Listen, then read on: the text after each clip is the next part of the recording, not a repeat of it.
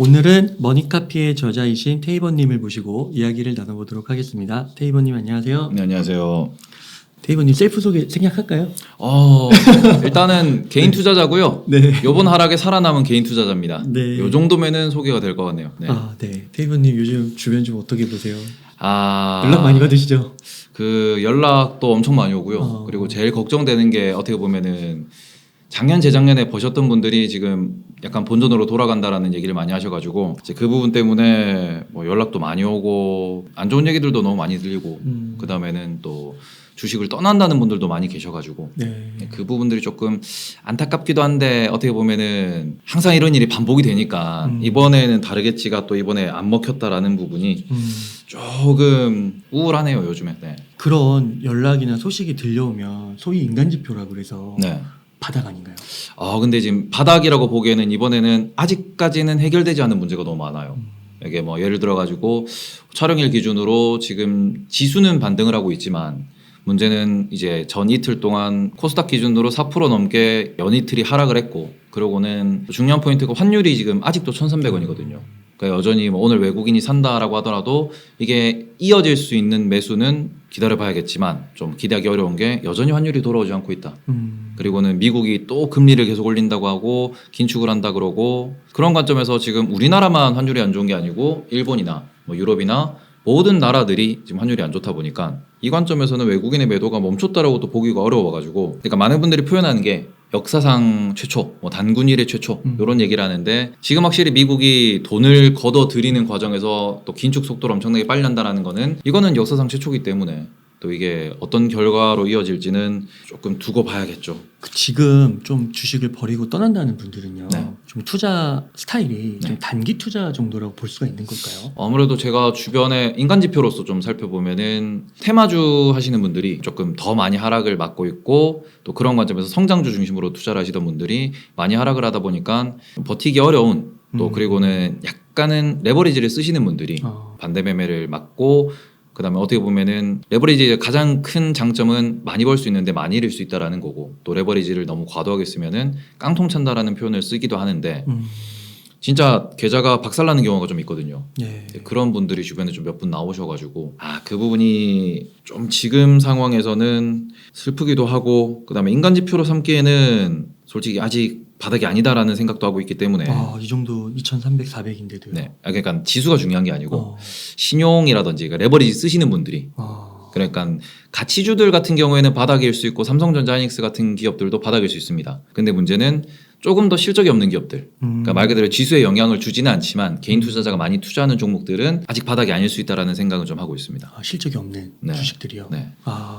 그 삼성전자나 SK 하이닉스나 가치주, 뭐 은행주 이런 게 좀 들어가는 건가요? 네, 아무래도 가치주라고 하면은 우리가 숫자같이 키는 기업이고 성장을 하는 기업인데 그런 관점에서 대한민국에서는 계속 말씀드리는 게 반도체, 2차 전지, 그다음에 화학, 조선, 자동차 이런 것들 같은 경우에는 글로벌에서도 우리나라의 경쟁력이 충분한 산업들이고 그리고는 국내 기준으로도 뭐 통신 아니면은 은행 이런 것들 같은 경우에는 결국 우리가 필수로 쓸 수밖에 없고 모든 전 국민이 쓰는 것들입니다. 결국 조금은 무거운 주식이기도 하고 그다음에 배당이라는 것도 존재하다 보니까 이런 종목들은 가치주로서 충분히 저점이냐라고 했을 때 이 정도면은 많이 떨어졌습니다. 뭐 저점입니다. 이렇게 볼 수 있겠지만 좀 배당이 약한 종목들이나 아니면은 성장성에 기대서 올라왔던 좀 높은 평가를 받는 친구들 같은 경우에는 조금 더 힘든 시기가 이어지지 않을까라고 생각은 하고 있습니다. 그러면 아무래도 지금 좀 많이 힘드신 분들은 이런 가치주 삼성전자, 뭐 SK하이닉스, 2차 전지, 뭐 조선 이렇게 언급해 주신 거 이런 게 아니라 네. 뭐 테마주라든지 좀 실적은 부족하고 약간의 꿈을 먹고 사는 네. 그런 것들을 좀 위주로 투자하신 분들. 그렇죠. 그런 종목들이 좀 걱정이 되는 거고 그리고는 그 피터 린치라고 하는 그 미국 월스트리트의 유명한 투자자분이 한국 시장에 대해서 냉정하게 이렇게 평가를 했었어요. 한국에는 글로벌 기업이라고 할 수 있는 게 몇 개 없다. 뭐 세 개라고 짚긴 하셨는데 뭐 좀 더 확대해 보면은 삼성전자, LG에너지솔루션, 하이닉스, 그럼 현대차, 뭐 포스코 이런 정도 있을 거고요. 조금 더 확대하면은 뭐 한국전력이나 KTNG 같은 경우에도 매출 규모로는 글로벌 기업이다라고 볼 수 있을 텐데 한국 시장의 가장 큰 특징을 좀 이렇게 집었어요. 대부분의 종목들이 시가총액이 매우 작다라는 표현을 썼거든요. 그리고는 그런 종목들 같은 경우에는 이제 개별적인 움직임이 좀 강하다라는 그런 문구 멘트를 좀 했어요. 그러니까 무슨 소리냐 그러면은 어떻게 보면 글로벌 시장을 탄다라기보다는 그 동네 안에서만 벌어지는 투자자들 간의 전쟁. 우리나라가 그런 부분에서 유동성도 많고 변동성도 큰데 테마주의 천국이라는 이야기를 많이들 하시거든요. 최근에도 어떻게 보면 무증 발표한다 그래가지고 몇 원상을 올라가고 그리고는 그런 것들을 찾아서 또 다른 무증을 찾아가는 테마 매매를 하시는 분들도 계시는데 그런 것들이 결국 대한민국의 특징이기도 하지만 그게 어떻게 보면은 대한민국 개인 투자자들이 많이 좀 고통받는 원인이기도 하다라는 부분을 좀 말씀을 드리고 싶습니다. 그러면은 그런 주식에 주로 투자하시는 분의 이유는 수익률이 높기 때문인가요? 코인 투자하는 분들도 마찬가지고 그 다음에는 테마주 투자하는 분들도 마찬가지고 어떻게 보면은 그쪽이 빠르거든요. 그러니까 우리나라에서 특히 테마주가 많이 도는 이유는 저는 뭐 국민성 중에 하나인 빨리빨리가 좀 바닥에 깔려 있다고 생각을 합니다. 삼성전자는 일단 뭐 개인 투자자들이나 젊은 투자자한테 말씀을 드리면은 무거워서 못 간다. 저렇게 무거운 바코드식으로 이렇게 차트가 움직이는 주식을 도대체 어떻게 매수 매도를 하느냐 이런 얘기를 하는데 그런 관점에서 보면은 거래량이 많은 친구들은 좀 인기 있는데 시끄러운데 가가지고 빠르게 먹을 수 있으니까 또 어떻게 보면 유튜브나 이런 컨텐츠를 만드시는 분들이 나는 테마주 매매로 나는 스캘핑으로 이렇게 돈을 번다라는 걸 인증을 하십니다. 그리고는 그분들의 수익률이 제일 좋아요. 왜냐하면 거기에서 정말 본인의 방법을 찾으신 분들은 엄청나게 빠르게 돈을 벌고 또 엄청나게 남들이 부러워할 만한 좀 시드를 불려나가는 속도를 보여주시기 때문에 그런 관점에서 나는 뭐 500만 원으로 30억을 만들었다. 이런 것들이 책 같은 경우에도 자극적인 멘트로 많이 나오고 그렇죠. 유튜브 같은 경우에도 그런 분들에 대한 인터뷰가 많이 나오고 나는 이래서 이런 이슈 매매, 이런 뉴스 매매, 이런 차트 매매를 했다라는 거를 본인의 유튜브라든지 본인의 책을 통해서 얘기를 하다 보니까 나도 그걸 할 수 있겠지라고 도전을 하시는 분들이 좀 많지 않나라는 생각은 합니다. 그 앞서서 언급해 주신 그 미국의 그 투자대가 네. 그분의 말은 결론적으로는 그러면 국내 시장에 만약 투자를 한다고 하면 글로벌 기업으로 간주할 수 있는 네. 그런 기업 위주로 투자를 하라는 그런 조언으로 봐도 될까요? 아니, 그러니까 우리나라 개인 투자자들이 맨날 제가 이제 라이브 방송에서 질문을 주실 때 이거 외국인 수급이 좋은데요. 기관 수급이 좋은데요. 이런 질문을 주세요. 그러니까 테마주 말고 500억, 1000억 정도 하는 기업에서. 근데 그런 종목을 항상 보면은 우리가 뭐 투자할 수단은 여러 수단이 있습니다. 어떻게 보면 검은머리 외국인이라고도 부르는 그런 분들이 CFD라는 계좌를 통해 가지고 외국인인 것처럼 이제 외국계 창구를 통해서 들어오는 경우도 있고요. 그 다음에는 기관이라고 하더라도 이 기관이 어떤 기관인지 정말 큰 기관인지 작은 기관인지 이런 걸 또 좀 체크를 하셔야 되는데 결국에 보면은 외국인이 들어왔다라고 해도 외국인 보유 비율이 뭐 0%대, 1%대, 뭐 10%가 안 되는 케이스도 많이 존재를 하거든요. 근데 그런 부분들을 어떻게 보면 주식을 하는 분들은 이거 뭔가 뭐 매집봉도 있고 뭐 수급도 이런 식으로 들어왔고 뭐 전환사채가 어디 물량이 있고 여러 가지 옵션을 다 봅니다. 그러고는 이랬을 때는 이런 시나리오가 가능하겠구나라고 시나리오를 짜놓고 난 뒤에 그 시나리오에 맞춰서 가면은 뭐 한 번에 큰 수익을 얻는 거고 그런 것들을 어떻게 보면 감을 잡고 투자를 하는 부분인데 정말 어려워요. 이런 부분이 진짜 어렵고 이런 부분을 정말 오랫동안 파신 분들이 본인만의 로직을 통해 가지고 어떻게 보면 수익률을 거두는 것인데 그게 외국인들이 한국 시장을 바라볼 때 가장 어떻게 보면은 독특하다고 생각하는 포인트도 우리나라랑 경제 규모가 비슷한 유럽의 국가들이 있습니다. 그리고는 그런 뭐 시장 규모가 비슷한 그런 국가들을 보면은 상장사 전체의 개수가 절대적으로 작아요. 한국보다. 네. 한국은 상장도 정말 많이 되어 있고 투자자 입장에서는 왜 상장했는지 모르는 기업들도 정말 많아요. 그리고는 그런 기업들이 어떤 뉴스라든지 테마를 타고 몇십 배씩 올라갑니다. 수익률이 제일 좋아요. 그런 부분들이 많이 있다 보니까 어떻게 보면 한국 시장의 특징이긴 한데 이제 그것 때문에 좀 많이 당하시기도 하고 이럴 때 하락장에서는 뭐 작전을 친다라고 표현을 하죠. 그런 분들 같은 경우에 이미 빠져나가실 분들은 많이 다 빠져나갔습니다. 그리고 그분들은 뭐 여러 군데 그런 것도 하기도 하고 혹은 이미 충분한 수익을 거뒀기 때문에 방치해도 상관없는 그런 친구들이 많이 존재해서 뭐 말하다 보니까 자꾸 우울한 얘기인데 네. 원칙을 항상 말씀을 드리는데 하이리스크 하이리턴이기 때문에 하이리스크는 소액으로 투자해야 되는데 이제 그런 부분을 자꾸 이제 고액으로 투자를 하셔가지고 지금 같은 경우에는 큰 사고가 나고 있다라고 좀 보시는 게 좋을 것 같습니다. 그러니까 어떻게 보면 이제 상승장과 하락장을 지금 모두 경험하고 있는 네. 코로나 이후에 네. 그렇게 볼 수 있잖아요. 그러면은 이런 경험에 비추어서 약간 조금 더 이렇게 원리 원칙, 투자의 원칙 쪽으로 한번 생각해 본다면은 평상시에 이렇게 이제 한 100만 원이 이렇게 들어온다고 했을 때는 말씀해 주신 그런 테마주와 가치주 뭐 이렇게 좀 봤을 때 실적 있는 그런 주식들 어떻게 좀 투자를 해가면은 좋을까요? 어떻게 보면은 저는 오히려 가치주를 먼저 투자를 하고 그 다음에 주식시장에 대해서 원리 생리를 알고 난 뒤에 테마주를 들어가도 안 늦다라고 말씀을 드리거든요. 그러니까 보통 이게 어떻게 보면은 지금까지 제가 말씀드린 내용 혹은 제가 뭐 썼던 책이나 아니면 제 방송을 보신 분들 같은 경우에는 뭐 저희는 배당밖에 얘기 안 하고 뭐 저점 얘기하고 뭐 은행 얘기하고 통신 얘기하고 그 다음에는 뭐 대형주 중심으로 얘기하는 친구이기 때문에 네.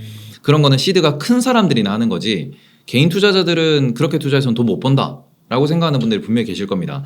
근데 저는 저 역시도 개인 투자자로 출발했고 저도 어디 가서 이제 파이어족이라는 얘기를 하지만 시드가 크다라는 얘기를 못 해요. 왜냐면 주변에 투자하는 친구들이나 뭐 주변에 제 나이 또래 혹은 저보다 형님, 저보다 동생들도 저보다 시드 많은 경우가 훨씬 많습니다. 네, 그런데 일단은 가치주에서 기본적인 원리, 생리를 배워놓고 거기서 본인한테 맞는 투자 방법을 좀 찾아야 된다고 생각을 하거든요. 왜냐면 가치주를 투자를 하면은 여기서는 더 안 빠지겠구나. 그리고는 주변에 보다가 관련 주식들이 보다 보면은 은행이라고 하더라도 우리는 신한은행, 우리은행 이런 걸 떠올릴 수 있지만 제주은행이라고 있습니다. 그런 차트 보시면은 은행인데도 차트가 아주 테마주예요. 아 그래요? 네, 아주 테마주고 많이 날뛰었습니다. 누가 인수를 하네 어쩌네 저쩌네 뭐 그런 케이스도 많았었고 우리가 뭐 증권사 같은 경우도 분명히 재미가 없지만 뭐 예를 들어서 SK증권 같은 경우에는 증권사인데도 배당이 좀 약한 편이고요. 그러면은 막 자기 마음대로 막 이렇게 막 동전 주기 때문에 가볍기 때문에 테마주처럼 움직입니다. 하나투자증권이라는 것도 마찬가지고요. 그런 것들이 보시면은 뭐 우리 보험사도 배당 없는 보험사 같은 경우에는 그 하나손해보험 이런 데는 막 날라다니거든요. 근데 그런 것들을 좀 보시면은 분명히 우리가 그 가치 투자를 하면서도 주변에서 떠돌거나 내가 이거를 가치주라고 생각을 하고 가치 있는 섹터라고 생각을 했는데 보다 보니까 테마주처럼 움직이고 그럼 왜 움직이는지 이런 것들 좀 관찰을 하시면서 나중에 접근을 하셔도 되는데 100만 원이라고 말씀을 하셨어요. 그럼 100만 원 기준으로 보시면은 삼성전자 혹은 뭐 S&P 500으로 칩시다. S&P 500이 연에 한 15% 올라갑니다. 100만 원 넣어서 15%? 15만 원 벌어서 뭐해? 라고 하니까 테마주로 출발하거든요. 근데 이제 여기서는 항상 말씀드리는 게 제가 나름대로 좀 오랫동안 살아남았다라고 생각하는 입장에서 독학을 하면서 주변에 대학생 때부터 이런저런 투자를 하는 친구들을 많이 봤는데 처음에 테마주로 돈을 번 친구들은 가치주 투자를 영원히 못해요. 근데 가치주 투자를 하던 분들이 나중에는 테마주도 하고 뭐 저 같은 경우에도 가치주 투자를 하지만 테마주는 아니지만 저는 선물을 건들고 있거든요. 선물 투자를 좀 더 좀 보수적으로 투자를 하고 제가 라이브 방송에서도 여러 번 이렇게 보여드리고 저의 뭐 원리나 룰을 말씀을 드리는데 어떻게 보면은 제 베이스가 되게 보수적이기 때문에 레버리지를 쓰더라도 혹은 테마주를 들어가더라도 정말 보수적으로 들어가고 소액만 들어갑니다. 돈을 벌어도 번 것 같진 않지만 계속 플러스를 내는 방법을 찾고 그런 걸 연구를 하는 그러니까 결국에는 안 잃는 게 투자에서는 가장 중요하거든요. 네. 잃어버리지 않는 게 가장 중요한데 테마주는 결국에는 저는 게임을 한다고 생각을 하는 사람이고 그러면 게임에는 우리가 펀이라는 게 들어가기 때문에 비용이 들어갑니다. 그러니까 분명히 게임을 분석을 하고 뭐 열심히 이렇게 해가지고 전략적으로 접근하는 뭐 전술가도 있을 수 있겠지만 처음부터 너무 이렇게 재미로만 들어가면은 시장 자체가 재미가 없어 보여요. 부동산보다 분명히 역동적인 게 주식시장이고 부동산보다 역동적인 게 삼성전자의 주가인데 그럼에도 불구하고 삼성전자가 재미가 없어 보이고 처음에 100만 원이라고 하면은 저는 그냥 가치주를 모으면서 이걸 적어도 한 2, 3년 정도는 모아보시는 게 어떨까. 특히 지금같이 하락했을 때는 말 그대로 아마 제가 기억하기로 강광천 대표님이 이런 말씀을 하셨었는데 본인은 떨어지는 게 너무 좋다. 이렇게 패닉셀로 흘러내릴 때는 우량한 것도 같이 흘러내리고 시장의 분위기 때문에 저렴해지는 거기 때문에 사놓으면 더 높은 수익을 거둘 수 있지 않냐. 그래서 오히려 저는 본인은 하락을 즐긴다라는 이런 표현도 해주셨는데 이럴 때 오히려 가치주를 접근해 보는 게 어떨까 라는 말씀은 드리고 싶습니다. 제 주변에 친구 중에서 첫 시드가 1억이었던 친구가 있어요. 그리고는 그 시드가 첫 종목에서 4억을 갔어요. 첫 종목에서 4배를 갔습니다. 근데 그게 어떻게 보면은 정말 초심자의 행운일 수도 있고 아니면은 기회를 잘 만난 걸 수도 있는데 종목명은 제가 따로 뭐 여전히 상장돼 있는 종목이라서 말씀 못 드리지만 어떻게 보면 테마주였어요. 극도의 테마주였고 정부 정책이랑 얽혀 있고 그리고는 이렇게 리딩방에서도 많이 얘기가 돌던 그런 테마주였는데 그게 4억을 갔는데도 불구하고 못 팔았습니다. 본인 머릿속에는 그 수익률이 남아 있는 거예요. 근데 지금까지도 주식을 하고 있고요. 그리고는 시드가 처음에 있었던 그 1억이라고 하는 그 시드보다도 많이 떨어져 있긴 합니다. 그리고는 제가 어제 전화를 받았어요. 좀 주가가 많이 빠지면서 그러면서 신용을 쓰는 친구는 아닌데 정말 힘들어 하더라고요. 그 친구한테 제가 많은 종목들, 많은 이슈들, 많은 시나리오들을 얘기를 해줬는데 결국에는 본인이 못 버티기도 하고 그 다음에는 본인이 처음에 했었던 그 300%의 수익 그 부분에 대해서 계속 이제 기억이 나니까 3% 수익을 봐서 언제 또 원금을 만들 수 있고 그리고는 이거 벌어서 내가 무슨 돈을 벌 수 있고 이런 얘기 계속 하거든요. 그리고 그런 분들이 정말 주변에 많아요. 근데 이게 국내 기준으로는 한 번 오르면 상한가가 30%입니다. 그리고 상한가를 드셔보신 분들은 아실 거예요. 상한가 한번 먹으면은 진짜 내가 이거 몇 번만 더 먹으면 인생이 바뀐다라는 그런 생각이 머릿속에 딱 꽂히거든요. 최근에도 제가 공구먼이라는 종목이 있습니다. 신규 상장된 종목인데 정말 우연찮게도 제가 유튜브에 올려놨는데 무상증자를 발표하기 전에 노토스라는 종목이 무상증자로 너무 올라가다 보니까 주변에 공구먼에 대해서 질문을 주시더라고요. 이 종목이 지금 이렇게 뭐 이런 실적도 보이고 있고 이런 상황인데 그러면 이 종목은 어떤 뷰로 투자를 할 수 있을까요? 했는데 아무래도 신규 상장주는 좀 위험하니까 뭐 재무 구조나 이런 걸 막 살펴보다가 이 친구는 무상증자 발표하면 잘 가겠네요 라는 표현을 좀 했었는데 정말 우연찮게도 그 다음 주에 무상증자가 떴어요. 그리고는 아마 이현상이가 갔을 겁니다. 그리고는 그 투자를 하신 분이 실제로 이제 저한테 질문을 주신 분이 소액이지만 들어가서 상한가를 먹었다고 하시더라고요. 근데 그것도 2번 갔는데 한 번 먹고 파셨대요. 한 번 먹고 팔고 난 뒤에 한 번 더 못 먹었다고 그걸 너무 아쉬워합니다.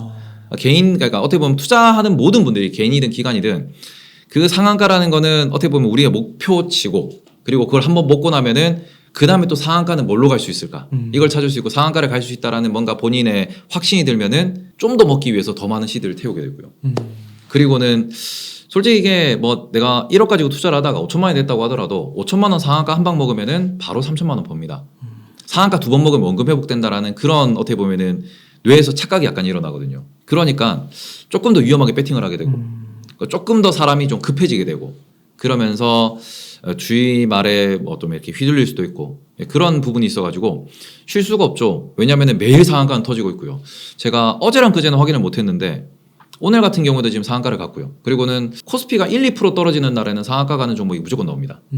거의 나오고 특히 지금 같은 시기에는 중소형주 코스피 기준으로 1조 이하 코스닥 기준으로 5천억 이하 같은 경우에는 그게 코스피 200과 코스닥 150에 들어있지 못한 종목이기 때문에 공매도가 안 됩니다. 그러니까 옛날 같은 경우에는 상한가를 갔다가 바로 다시 뭐 하한가로 내려가고 이런 뭐 롤러코스터가 있었던 데 비해서 지금 같은 경우는 중소형 종목들이 공매도가 안 되다 보니까 한번 솟으면은 천천히 떨어지다가 또 솟아요. 그러니까 버티면은 또 솟는다라는 거를 지난 2년 동안 많은 개인 투자자들이 학습을 하셨습니다. 지금 공매도가 완전 금지된 지가 2년 전이었고 그리고 부분 금지가 작년 5월이었으니까 거의 1년 동안 부분 금지로서 중소형주는 2년 동안 공매도가 없는 상황이고 웬만한 기업들이 차트가 다 좀 많이 붕 떠 있는 상황이에요. 제가 이 부분에 대해서 계속 시청자분들한테 주의하셔야 된다라고 말씀을 드리는데 특히 그렇게 붕 떠 있던 종목들이 지금 많이 부러지고 있거든요.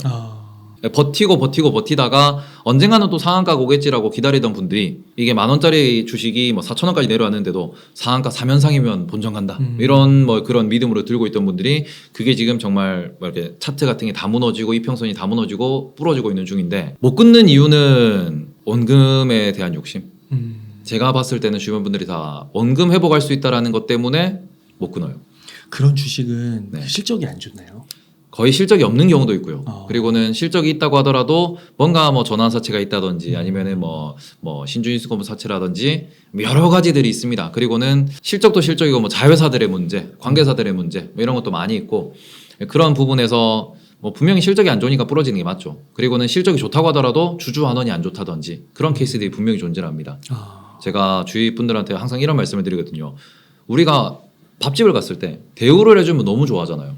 그리고 내 주변 사람들이 나를 대우해주고 그리고 저 같은 경우에도 나를 대우해주는 그런 사람들을 만나고 싶어 합니다. 근데 주식만 하면은 주주 대접을 안 해주는 종목의 사람들이 이렇게 많이 뛰어들어요. 대접을 못 받으면서도 거기 가가지고 이제 돈 벌면 좋은 거 아니냐 라는 거기를 메인 포트폴리오로 가져가는 케이스. 제가 뭐 삼성전자도 말씀을 드리고 아니면은 뭐 SK그룹도 자주 말씀을 드리는 편이고요. 삼성 같은 경우에는 국내에서 가장 배당을 잘 주는 그룹이고 SK 같은 경우도 최태원 회장이 전체적으로 좀 주주환원에 대한 언급을 많이 하고 실제로 주주환원의 숫자가 늘어나는 종목입니다.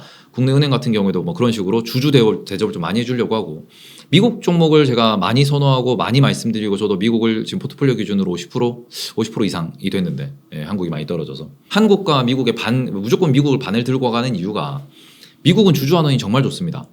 그리고 저는 선물 투자도 미국 지수에서만 해요.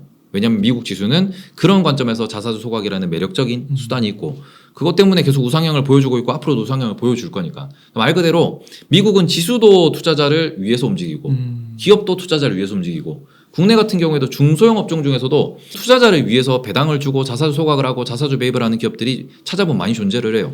그런 종목들 같은 경우에는 뭐 물리면 버티는 게 맞습니다. 왜냐하면 주주를 계속 대접을 해주고 본인들도 경영자이면서 대주주이면서 소액주주와 함께 성장한다라는 마인드로 기업을 운영하기 때문에 그런 기업들은 결국 잠깐 안 좋더라도 조금만 시간이 지나면 회복되는 가능성이 있고 성장하는 걸 보여줄 수 있으니까. 근데 말 그대로 주식을 상장만 해놓고 관리를 안 하고 주주에 대한 이렇게 뭐 예우가 없는 그런 기업들 같은 경우에는 최근에는 뭐 동원 엔터프라이즈 같은 경우에도 조금 문제가 있기도 했는데 그런 기업들은 결국에는 소액주주가 고생을 하는 케이스가 많거든요. 그리고 주가 관리가 안 되는 종목들 같은 경우에는 말 그대로 테마성으로 리딩방에서 문자가 나더라도 나에 대한 악소문이 퍼져도 나에 대한 안 좋은 이야기들이 돌아도 그냥 관심 안 두고 관리는 안 하는 그런 기업들이기 때문에 그런 종목들을 투자를 하면 안 된다는 건 아닙니다. 돈을 버는 거 익절은 항상 옳기 때문에 투자를 해도 되지만 비중을 크게 가져가시면 위험하다. 그런 부분을 계속 좀 말씀을 드리는데 그게 솔직히 잘 안 돼요. 저도 처음 투자할 때 그런 데서 많이 당해보기도 하고 어떻게 보면은 운 좋게 많이 먹어보기도 했고 또 그런 기업들이 많기 때문에 저도 혹하는 게 많습니다. 저도 2020년도에는 아기상어에 미쳐가지고 네, 아기상어 주식을 맨날 분석하고 유튜브 채널 들어가보고 그때도 비중도 꽤나 이렇게 좀 가져가면서 시청자분들이랑 아니면 제 주변 분들이랑 아기상어 어떠냐 요즘 어떨 것 같냐 뭐 이렇게 소문도 많이 들어보고 이랬었는데 어떻게 됐나요? 그때는 많이 먹었죠. 그때는 많이 네, 그때는 많이 먹었는데 지금은 추억으로 또 생각을 하고 제가 어떻게 보면 채널도 좀 많이 커지고 제가 주변에 이제 저를 참고하는 분들이 좀 생기면서 저는 개인적으로 그런 걸 해도 이제 방송이나 이렇게 외부에서는 전혀 얘기를 안 하거든요. 근데 저도 하긴 하지만 포트에서 1% 2% 정도 들어갑니다. 테마주가 나쁘다는 것도 아니고 해서는 안 되는 것도 아니지만 1% 2% 들어가고 아니다 싶으면은 그냥 손절치고 먹어도 5% 10% 먹고 운 좋으면 상한가 한번 먹고 나오고 요런 정도에서만 놀거든요. 그 비율, 그 욕심을 컨트롤할 수 있는 방법을 좀 많이 좀 생각을 하고 고민을 해보셨으면 좋겠습니다. 네, 그러면 이게 참 어려운 질문일 수 있을 것 같은데 지금 이런 좀 분위기가요. 환율도 1,300원 아까 말씀하신 지금 넘었는데 네. 좀 반전되는 시기 좀 예상하는 시기가 있으실까요? 환율 시장에서 가장 유명한 격언이 신이 와도 환율은 못 맞춘다. 네, 그게 있는데 어제 보고서가 나왔는데 하나금투에서 나온 보고서인데 환율이 1,350원까지 열려 있다. 그런 얘기가 나오고 그리고는 좀 안정이 되려면은 올해 한 4분기는 돼야 될 것 같다. 이거 어떻게 보면은 미국의 금리 인상도 그렇고 인플레이션도 그렇고 그 다음에는 한국의 금리도 그렇고 뭐 어떻게 보면 위험 선호를 이렇게 할 수 있는 신흥국에 대한 이렇게 좀 돌아서는 모습을 보일 수 있는 그런 부분에서 종합해 보면은 지금 환경에서는 앞으로 적어도 한 2-3달 정도는 환율이 여전히 1,300원 근처에서 놀 수 있고 이제 그런 관점에서는 외국인이 쉽사리 한국을 매수하기 어려울 수 있고 이제 그런 부분들이 상방을 막아 놓는 부분이다. 이제 그런 얘기도 좀 하는데 언제 돌리냐라고 했을 때 저는 가장 중요한 건 결국 반도체거든요. 그러면 반도체 섹터를 놓고 보면은 지금 뭐 미국 시장 분위기나 미국에 나오는 보고서 아니면 언론 뉴스들을 보신 분들은 아시겠지만 그냥 삼성전자가 안 좋다, 뭐 삼성전자에 대해서 이렇게 어떻게 보면 자극적인 기사가 아니고 반도체 전체 시황에 대해 가지고 오더컷이라는 이슈가 지금 좀 크게 돌고 있습니다. 오더컷이 뭐냐 그러면은 작년 재작년에 뭐 TV도 그렇고 뭐 노트북도 그렇고 스마트폰도 그렇고 시장에 돈도 풀렸고 언택트 시대에서 다들 좀 공격적으로 투자를 하기도 하고 많이 바꿨어요. 그러다 보니까 뭐 내구 연한도 많이 남아 있는 상황에서 아무래도 좀 경제적으로 어려워진다, 긴축이다, 그리고는 뭐 이자 비용이 늘어난다 이런 부분들이 조금 문제가 되고 있다 보니까 뭐 스마트폰이야 뭐 요새 뭐 2년 써가지고 고장 잘 안 나니까 그리고는 실제로 스마트폰의 재고량도 늘어나고 있고 이런 것도 보이고 있고 서버 같은 경우에도 우리가 DDR5라고 하는 새로운 메모리, 새로운 세대의 메모리에 대해 가지고 많은 분들이 기대를 갖고 있었는데 여기 관련돼 가지고 인텔이라는 곳이 그 DDR5를 사용할 수 있는 CPU를 만들어서 대량 양산을 해야 되는데 그 양산 일정을 자꾸 미루고 있다라는 뉴스도 나오고 있습니다. 그러니까 어떻게 보면은 서버 쪽도 안 좋죠. 그러니까 D램이 안 좋고 그 다음에는 컴퓨터나 노트북 수요도 안 좋습니다. 이것도 마찬가지로 D램의 악재고 스마트폰도 안 좋습니다. 그러니까 이거는 낸드 플래시 메모리 반도체라고 하는 거기 또 악재거든요. 그러니까 우리나라가 낸드랑 D램을 가지고 SK하이닉스와 삼성전자 혹은 그 밑에 있는 많은 기업들이 성장을 하고 있는데 이 동네에 대한 수요가 안 좋다 그러니까 실제로 가격이 못 오르고 있어요. 그러면은 D램 가격이 반등을 못 하고 있다. 그리고는 D램의 새로운 신세대 D램도 나오기가 좀 연기가 되고 있고 거기다가 스마트폰도 지금 판매가 안 되고 있고 가전제품도 안 바뀌고 있다. 근데 반도체는 쇼티지다 쇼티지라는 얘기가 나오고 있는데 여기서 반도체 쇼티지에 대한 의견도 부정적인 게 그래서 소비가 죽을 거니까 수요가 둔화될 거기 때문에 경기 침체가 예상이 되기 때문에 실제로 반도체에 대한 주문을 줄이고 있고 이게 전 세계 가장 많은 반도체를 만들고 있는 TSMC. 그러니까 TSMC 자체도 공장 가동률이 감소할 수 있다라는 얘기가 나오고 있습니다. 네. 그러니까 그 부분 때문에 실제로 나스닥이 지금 바닥에서 반등을 하고 있는데도 불구하고 계속 빠지는 게 필라델피아 반도체 지수라고 포함되어 있는 게 TSMC, 엔비디아, 뭐 AMD 이런 친구들이 포함되어 있고요. 뭐 텍사스 인스트루먼트 이런 애들이 포함되어 있는데 걔네들이 계속 빠지고 있어요. 마이크론도 1년 내내 한 $65 정도는 저점 지지를 했는데 지금 제가 오늘 아침에 확인하니까 $56까지 빠졌더라고요. 네. 그러니까 반도체 하드웨어, 반도체 제조업에 대해 가지고 지금 미국이나 아니면 글로벌 투자자들이 좋게 보진 않습니다. 그래서 그 부분이 돌리는데 우리나라 시장을 돌리는데 가장 큰 포인트가 될 거고 그걸 돌리려면 적어도 지금 오더컷이라는 것은 말 그대로 우리가 미국에 있는 빅테크 업체들이 오더를 잘랐다라는 거거든요. 특히 애플이 스마트폰 관련돼서 혹은 뭐 서버 관련돼서 구글이 뭐 오더를 잘랐다라는 건데 이 부분은 확실히 이번 7월에 있을 IR을 좀 기다려 보셔야 될 것 같아요. 그러니까 7월에 IR에서 어떤 얘기가 나오느냐에서 우리가 진짜 좀 경기 전망이 안 좋을 것 같아. 그래서 우리가 뭐 주문도 좀 줄이고 판매량 목표치도 좀 줄이고 뭐 그런 것들 투자에 대해서 가장 중요한 건 투자인데 우리 투자 목표치는 좀 줄일 거야 라고 하면은 오더컷이 정말이었구나 하면서 주가 릴레이팅이라고 부르는 이제 새로운 계산법이 등장을 하겠죠. 이제 그러면은 그때가 이제 우리 바닥이 어디가 될 거고 그러면 얘네들이 다시 오더를 늘리는 게 언제가 될 거다 하면서 이제 반등 시기를 다시 잴 거고요. 그리고는 이제 삼성전자가 제일 크니까 삼성전자 기준으로 보면은 삼성전자가 올해는 배당이 그렇게 세지가 않아요. 제가 올 때마다 배당을 말씀드리고 삼성전자 말씀을 드리는데 지난번 이 자리에서도 내년 연말이다라고 말씀을 드렸습니다. 왜냐하면 내년 연말에 특별 배당을 주겠다라고 이미 IR에서 공언을 했고 작년도에 너무 돈을 많이 벌어서 작년도에 특별 배당 좀 주지 않을까요라는 연말에 기사가 좀 많이 쏟아졌었어요. 뭐 주가도 좀 안 좋고 하니까. 근데 그 관점에서도 본인이 발표한 대로만 실제로 배당을 줬습니다. 특별 배당 플러스 알파 없이 우리는 2021년 2년에는 기본 배당만 주고 2023년에 기본 배당 플러스 그동안 3년 동안 벌었던 돈의 50%, 영업이익의 50%를 총 토탈해가지고 더 특별배당을 드리겠습니다. 그래서 3년간 50% 주주환원하는 걸 맞춰드리겠습니다라고 얘기를 했어요. 근데 지금 일단 작년이라고 그러면 실적은 좋아요. 그럼 내년도 특별배당에 대한 기대감은 상당히 높을 겁니다. 그래서 그 부분에 대해서 삼성전자 그걸 안 지킬 수는 없으니까요. 외국인들한테 그건 소송 당하기 때문에 IR에서 공언을 한 거니까 삼성전자가 정말 찐으로 돌리는 거는 1년 뒤 정도가 되겠죠. 내년 여름, 내년 가을. 네, 그 정도는 될 거예요. 그러면은 뭐 지금부터 우상향을 해서 내년 연말까지 올라가든 아니면은 계속 기다가 뭐 내년도에 DDR5 나온다는 소식을 듣고 그러면서 뭐 실적에 대한 기대감이 나오면서 매수가 들어오면서 특별배당도 있다 하면서 폭발적으로 올라가든 어쨌든 저쨌든 조금 고점은 내년 연말에 찍어질 거니까 그러면 삼성전자 고점이 내년 연말이면은 코스피 고점도 내년 연말일 겁니다. 이제 그런 부분들을 조금 체크를 하시면서 투자를 하셔야 될 것 같아요. 그래서 중요한 거는 7월에 나오는 미국 빅테크들의 IR을 보면서 투자 규모에 대한 이야기, 그 다음에는 향후 시황에 대한 이야기를 좀 참고하면서 반도체가 좋겠다 나쁘겠다 이런 걸 좀 보셔야 되고 그 다음으로는 좀 길어진다 그러면은 내년 초에 나올 내년 2분기 정도라고 좀 예견이 되는데 DDR5 상용 시점 그리고는 내년 연말에 삼성전자의 특별 배당이 나오는 그런 시점에서 이제 한 3번 정도 터닝 포인트가 있지 않을까 그런 생각은 하고 있습니다. 아까 그 앞서서 그 삼성전자가 이제 실적이 좀 있고 네. 이런 주식들은 바닥이 좀 근접하고 네. 더 빠지는 게 물론 조금은 더 빠질 수 있겠지만 그게 그래도 어느 정도 한계가 있다라고 말씀을 해주셨던 것 같은데 맞나요? 네, 그렇죠. 네, 이게 어떻게 보면 주식에서는 이거를 락바텀이라고 좀 부르는 편이기도 하고 단단한 바닥. 네, 그렇죠. 이제 돌이라 그러는데 좀 여의도에 계신 분들이 요즘 그러더라고요. 락바텀인데 누가 그 굴착기를 들고 와서 돌을 깨고 있다고. 네, 돌을 깨고 내려가고 있다고. 락바텀인 줄 알고 생각해서 샀더니 아주 그냥 그 돌이 다다다다다 깨지고 있다. 그 돌이 자갈이었더라. 이런 표현도 하고 계시는데 이게 제가 삼성전자를 항상 말씀드릴 때 환율을 보셔야 된다라는 말씀을 같이 드립니다. 왜냐 그러면은 우리나라는 달러를 쓰는 게 아니고 원화를 쓰고요. 그런 관점에서 우리나라는 달러 대비 원화가 경쟁력이 약한 거는 사실입니다. 글로벌 시장에서. 그리고 전 세계가 지금 미국 중앙은행의 입만 바라보고 있는 상황에서 중앙은행이 우리는 지금 뭐 돈을 좀 걷어들여야 되고요. 인플레이션이 너무 심하고요. 이런 얘기를 하고 있다 보니까 사람들이 불안해서 일단 달러를 찾습니다. 그럼 달러를 찾기 위해서 혹은 글로벌 투자자들이 달러 자산을 늘리기 위해 가지고 무엇을 집어 던지느냐를 놓고 보시면은 신흥국 자산이거든요. 그러니까 신흥국 자산이라고 하면 우리나라나 대만, 중국 혹은 뭐 인도라든지 러시아, 아니 브라질 이런 곳들입니다. 그러니까 소위 말해서 경제 규모가 좀 탄탄하지만 선진국은 아닌 유럽이나 미국, 일본이 아닌 그런 국가들의 뭐 자산, 통화를 집어던질 수 있다라는 건데 거기에서 가장 좀 집어던졌을 때 환금성이 좋은 친구, 그런 친구가 삼성전자예요.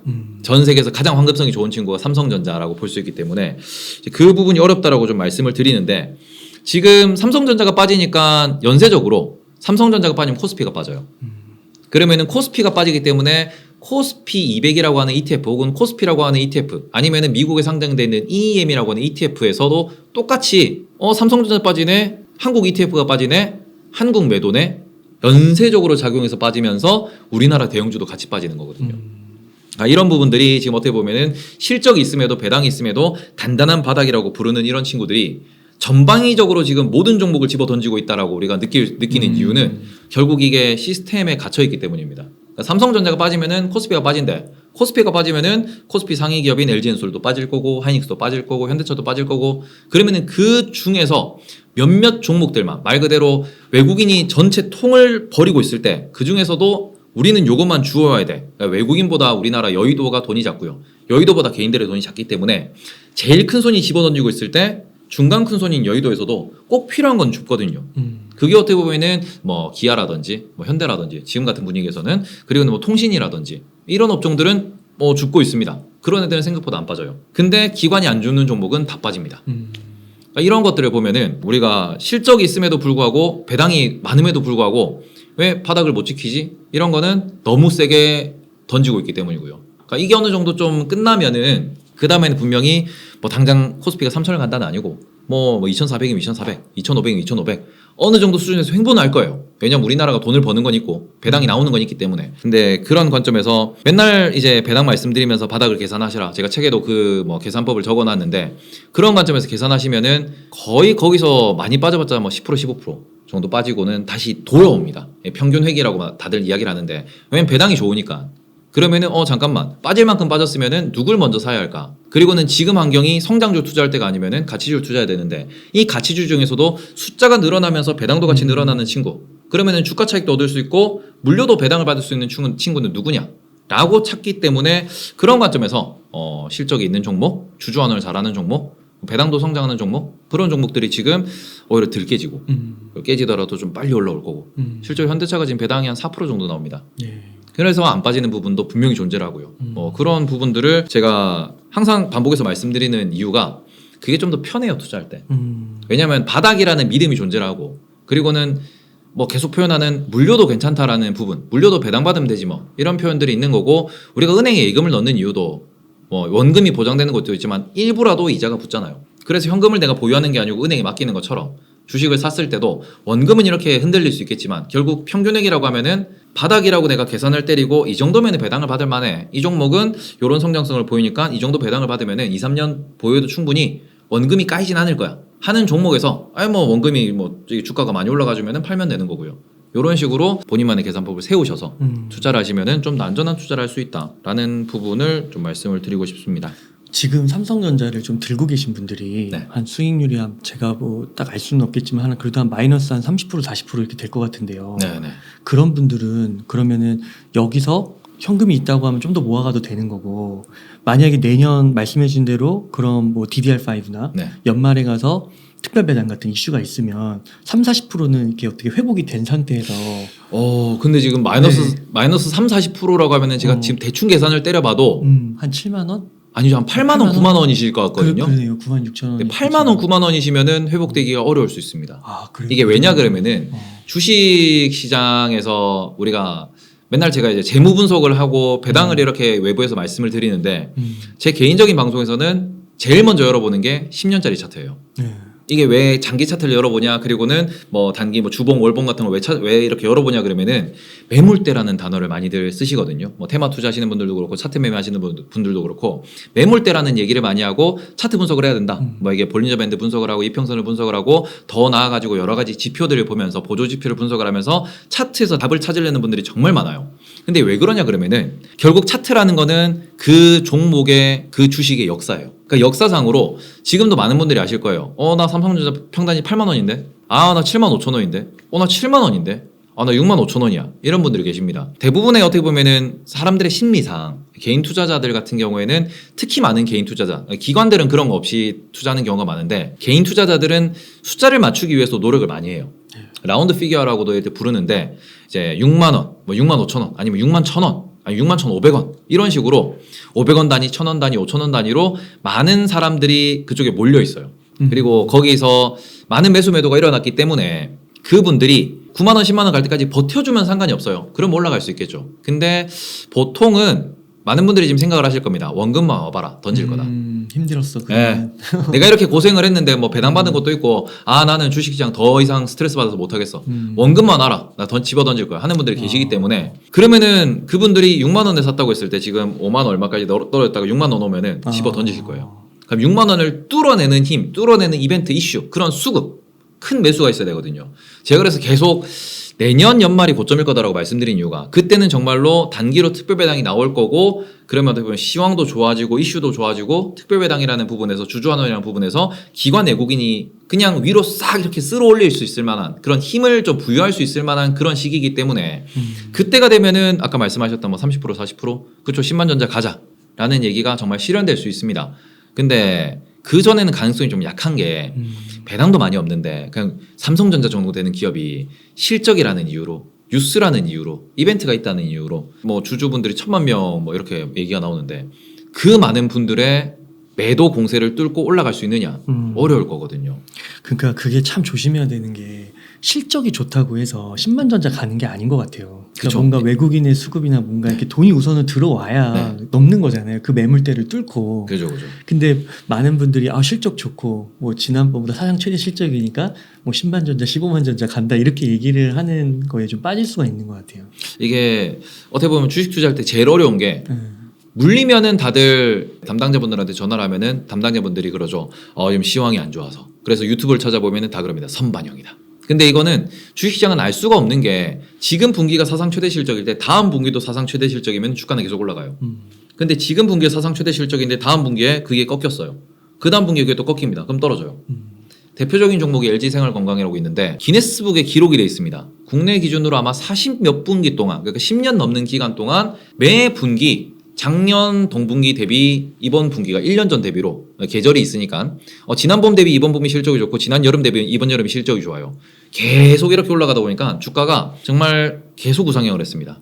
고평가라는 얘기가 나와도 우상향을 하고요. 비싸다는 얘기가 나와도 우상향을 하고요. 그런 실적을 보여주면서 증명을 해내니까 계속 올라갔었거든요. 근데 그 부분이 딱 깨지면서 지금 제가 기억하기로 아마 3분의 1 토막이 나 있을 거예요. 거의 고점이 170만 원 정도였고 지금이 60만 원 정도 전후로 왔다 갔다 하는 걸로 알고 있는데 그렇게 하락하는 이유는 결국 고평가였음에도 올라가는 그 원동력이 사라졌기 때문이거든요. 근데 삼성전자 같은 경우에는 매 분기 전분기 대비 실적이 잘 나올 수가 없는 게 사이클 산업이에요. 어차피 이건 하드웨어 제조업이기 때문에 LG생활건강은 판매하는 게 코카콜라도 팔고요. 화장품도 팔고요. 좀 속된 말로 5만 거를 다 팝니다. 세제도 팔고요. 거기서 안 파는 걸 찾기가 어려울 정도예요.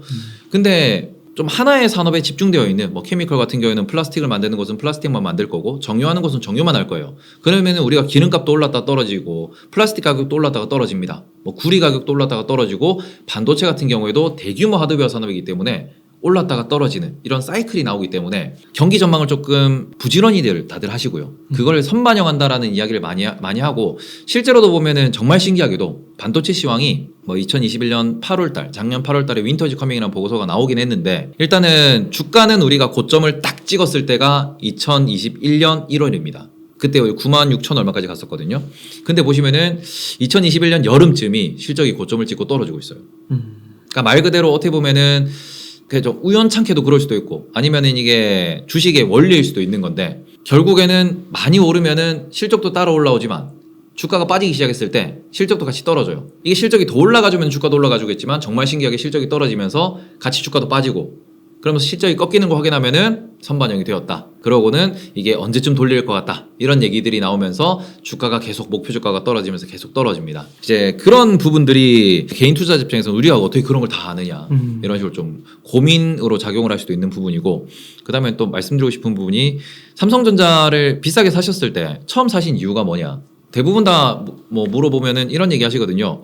삼성전자 8만 원에서 9만 원 간다 그래서 샀다. 그것도 있고 자녀한테 물려주겠다고. 네. 9만 원에서 10만 원 간다 그래 샀다. 음. 아, 삼성전자 10년 뒤에 뭐 3배, 5배 간다 그래 샀다. 음. 실제로 삼성전자가 2000년도부터 2010년까지 10배 정도 올랐고요. 2010년부터 2020년까지 적게 잡으면 3배, 많이 잡으면 5배 올랐습니다. 많이 올랐네요. 네. 지금 덩치가 크더라도 지금부터도 2020년 기준으로 2030년 보면은 한 3배에서 5배 정도 올라갈 수 있습니다. 그 정도로 올라갈 수 있는 건 인플레이션 때문일 수도 있고 삼성이 일을 잘하기 때문일 수도 있고 글로벌 1등이니까 1등 자리를 놓치지 않는다면은 충분히 3배에서 5배 올라갈 거고 지금 안 놓치고 있어요. 뭐 그런 것들이 계속해서 반복적으로 보여주고 있으니까 처음 샀을 때는 그죠? 자녀 대학 보내려고. 근데 원금이 깎이니까 진절머리 나고 개 잡주라 그러고 삼성전자 왜 빠지냐 그러고 나한테 삼성전자 추천한 사람 가가지고 멱살 잡으려고 그러고 다들 그렇게 하시는데 첫 매수의 이유를 놓치지 않으셨으면 좋겠다라고 다시 말씀을 드리고 싶고 첫 질문이 뭐였죠? 이 질문이 뭐였죠? 제가 이게 얘기를 하다 보면은 자꾸 이렇게 네. 그러니까 그 실적이 네. 좋다고 해서 막 그게 10만 전자, 15만 전자 가는 게 네, 아니에요. 네. 그러니까 실적이 이제 위에서 꺾이면은 그게 실적이 계속 올라가면 올라갈 거예요. 근데 거기서 딱 꺾이면은 주가가 빠지고는 반등을 못 하는 거죠. 근데 결국 우리가 처음 샀을 때도 자녀한테 물려준다고 했던 게 10년 뒤 실적이 좋을 거니까 라는 부분을 이제 얘기를 하는 거니까 저는 조금은 공격적으로 많이 말씀을 드리는데 삼성전자 9만 원에 사신 분들한테 다들 다시 물어봐요. 처음에 기업 가치를 분석을 해보셨냐고. 그러니까 말 그대로 처음에 이게 배당이 어떻게 되고 기업 가치를 분석을 해보고 많이 알아보고 사셨냐. 우리가 TV를 알아볼 때도 LG게 좋냐 삼성게 좋냐. 핸드폰을 볼 때도 폴드가 좋냐 아니면은 우리가 뭐 탭이 좋을까요? 아니면 아이패드가 좋을까요? 아이폰이 좋습니까? 갤럭시가 좋습니까? 다 비교를 한단 말이에요. 근데 주식을 처음에 샀을 때는 그렇게 다들 안 사셨을 거예요. 돈이 된다고 하니까 쉽게 돈 벌 수 있다고 하니까 그리고는 매수를 하시고 난 뒤에 물리고 나니까 왜 떨어지냐고 그러고는 대응이 안 되고 분명히 처음에 많은 돈을 또 사셨을 거예요. 그러다 보니까 지금 같은 경우에는 손실이 좀 많이 커지고 또 이 돈이 필요한 돈일 수 있거든요. 빼야 되는데 원금 회복될 생각을 안 하니까 대응은 해야 될 것 같고 다들 이렇게 물어보면은 기다려라 10년 뒤에 오른다 저도 그 얘기를 했으니까요. 기다려라 이런 얘기를 하거든요.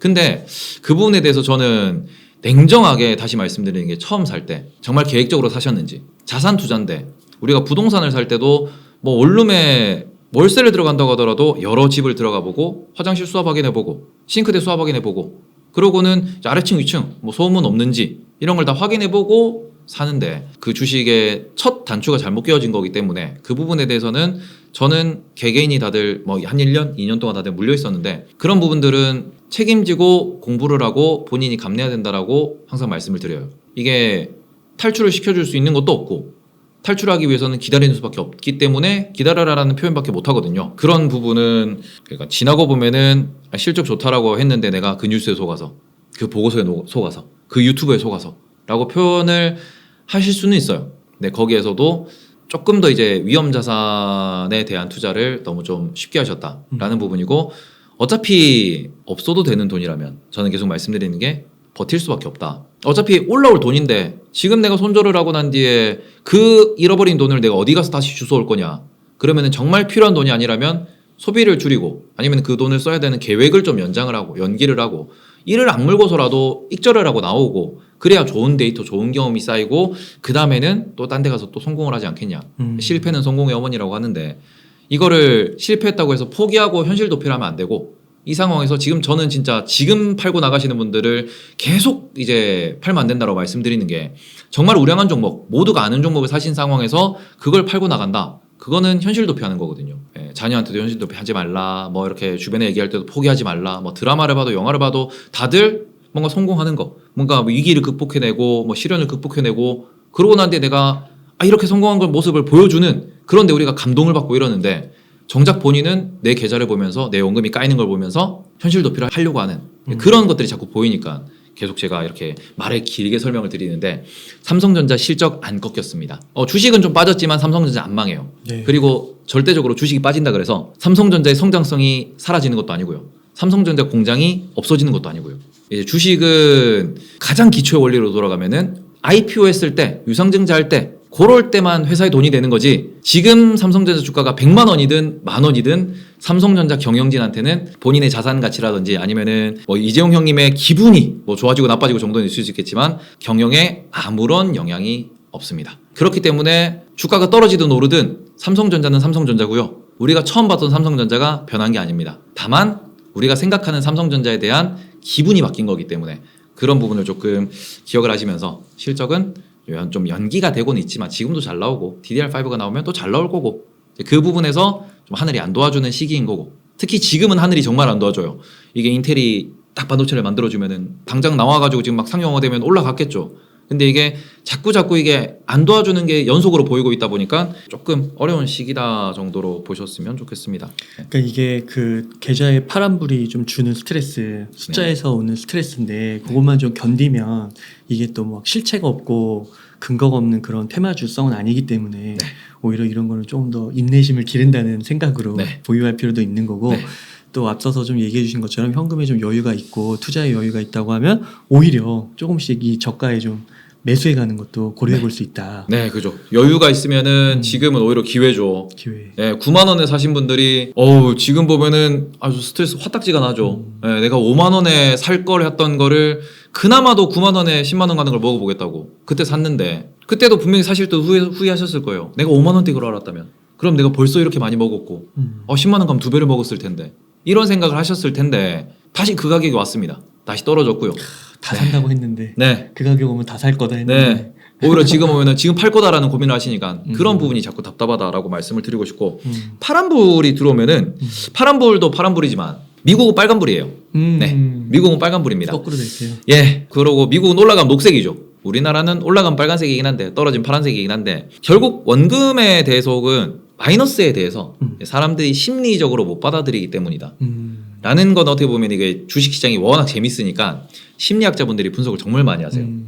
그래서 주식 관련된 전문 심리학을 하시는 분들도 계시고 이거 관련해서 뭐 연구하시고 박사를 받으시고 오히려 심리학을 통해서 매매를 하시는 분들도 계십니다. 정말 세상엔 신기한 분들이 많이 계세요. 근데 보통 어떻게 보면은 돈이라는 게 자본주의에서 가장 중요한 게 맞고요. 돈이 사람을 행복하게도 하고 불행하게도 하는데 이 돈이 마이너스가 났잖아요. 그럼 팔기 전인데도 더 떨어지면 어떡하지라는 생각을 합니다. 그리고는 조금 올라도 이 내가 오른 게 사라지면 어떡하지? 그러니까 내가 말 그대로 내가 5만 원에 주식을 샀을 때 이게 10만 원을 간다 그러면은 10만 원이 9만 원만 돼도 나는 4만 원을 벌었음에도 불구하고 나는 만 원을 잃었어라는 그런 심리 상태로 사람 뇌가 바뀌거든요.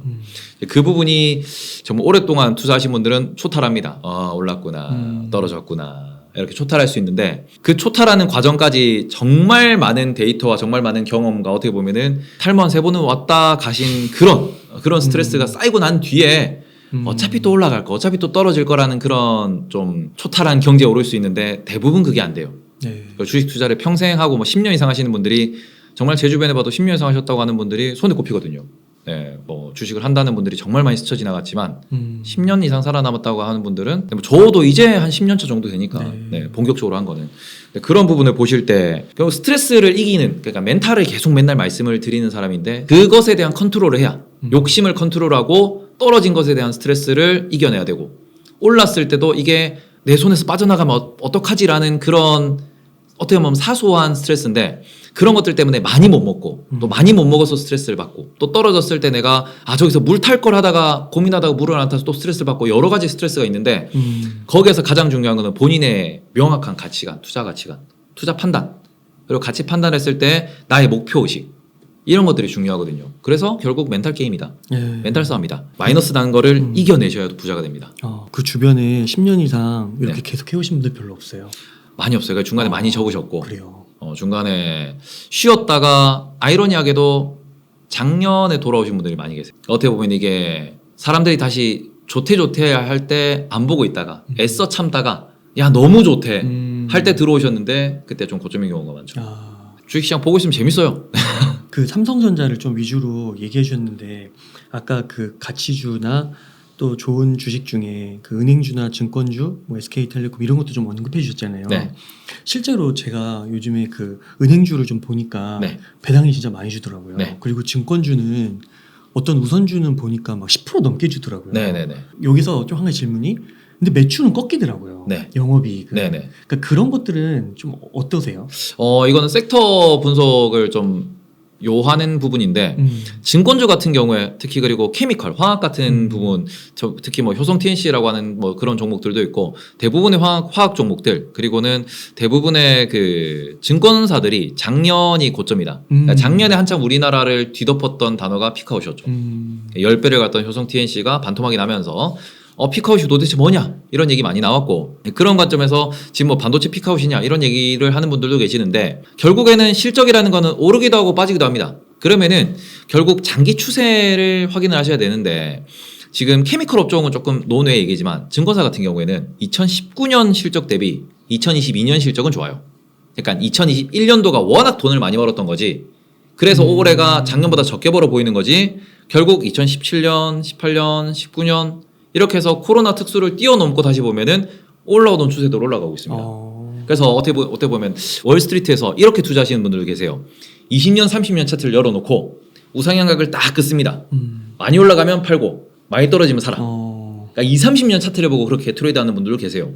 이게 뭐냐 그러면은 결국 평균액이라는 거고 증권사 같은 경우에는 저는 이렇게 생각을 하는 게 지금 많은 분들이 증권 관련된 뭐 책도 읽으시고 채널도 보시고 구독도 하시고 그러고는 지금 뭐 슈카님이나 아니면 3프로TV 이런 데 같은 경우는 벌써 200만 넘는 이런 구독자를 보유하고 있고 뭐 관련된 시장이 자꾸 커지고 있습니다. 그리고는 뭐 증권 계좌도 계속 열리고 있고 관심이 늘어나고 있고 자산 투자, 자본 투자에 대한 생각이 많이들 확산되고 있는 상황이니까 그런 분들이 뭐 미주도 많이들 트레이드 하시고 미국 주식도 중국 주식도 트레이드 하시면은 수수료는 결국 증권사가 먹는 거거든요. 결국 주식 시장이라는 것에 대해서 관심이 점점 더 많아지고 있고 필요성이 대두되고 있기 때문에 이 상황에서는 증권주에 대해서 많은 분들이 관심을 가지고 실제로 실적은 꾸준히 늘어나고 있으니까 그러면 배당을 계산하면서 투자를 하실 수 있겠죠. 다만 한 가지 걱정이 되는 것은 아까 전에 우선주 이제 뭐 증권사 이런 거나 땡땡 증권 뭐 믿음의 증권이 있습니다. 막 큰데 믿을신 이래 그런 데는 전통적으로 배당이 10% 가까이 나와요.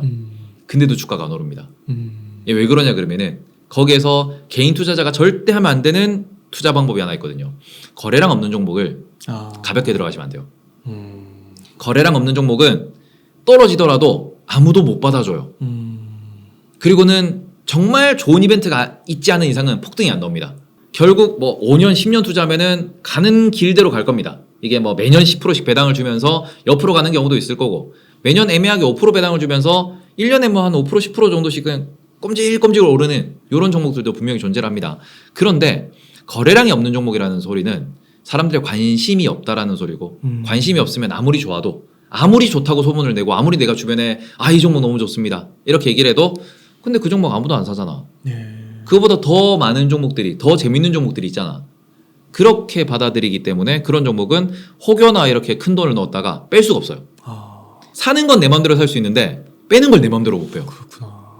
그래서 그런 종목들은 개인 투자자가 정말 조심하셔야 돼요.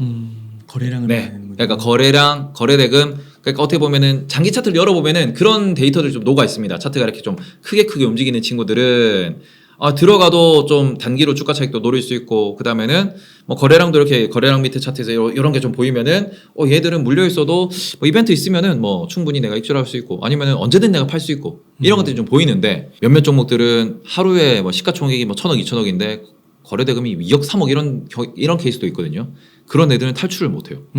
만약 내가 1,000만 원 들어갔다가 1,000만 원을 한 번에 팔면은 나 혼자 2%, 3%를 떨굴 수 있는 그런 종목이 가끔 나오기 때문에 그런 부분은 아무리 배당이 좋아도 뭐 평생 적금으로 안 팔 거 아니면은 들어가시면 좀 위험할 수 있다.